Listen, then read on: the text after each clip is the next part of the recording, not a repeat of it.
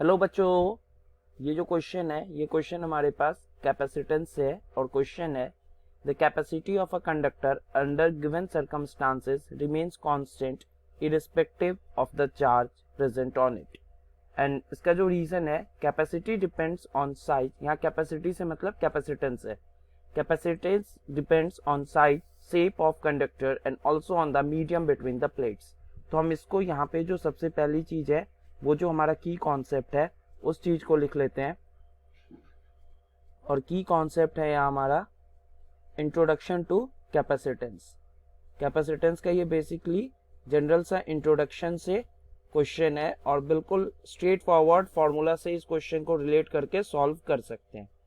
तो हमको ये पता है बेसिकली कैपेसिटेंस जो होता है सी, जिसको सी से डिनोट करते हैं, और यहाँ पे मान लो ये कोई एक चार्ज प्लेट है, कैपेसिटर है, इनके बीच का डिस्टेंस d है और एरिया बिटवीन द प्लेट्स या area of the plates is equal to a।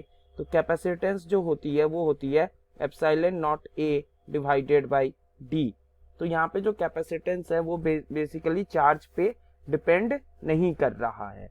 और अगर हम स्फेरिकल कंडक्टर की बात करें तो वो जो कैपेसिटेंस होती है वो होती है 4 पाई एप्सिलॉन नॉट r। अगर कैपेसिटर हमारा स्फेरिकल है तो ये तो plane plate parallel plate capacitor था और ये वाला स्फेरिकल है।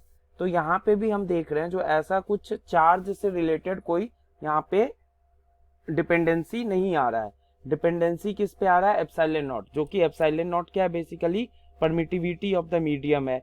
उसके बाद आर क्या है? Radius of the conductor. तो कहीं ना कहीं ये साइज या शेप पे, रेडियस बेसिकली कैसे डिपेंड करेगा? साइज और शेप के अकॉर्डिंग वेरी कर सकता है। तो असर्शन भी सही है और रीजन भी उसका करेक्ट है। So option A is correct one. So I hope आप लोगों को ये सॉल्यूशन समझ में आ गया होगा। Keep learning and thank you.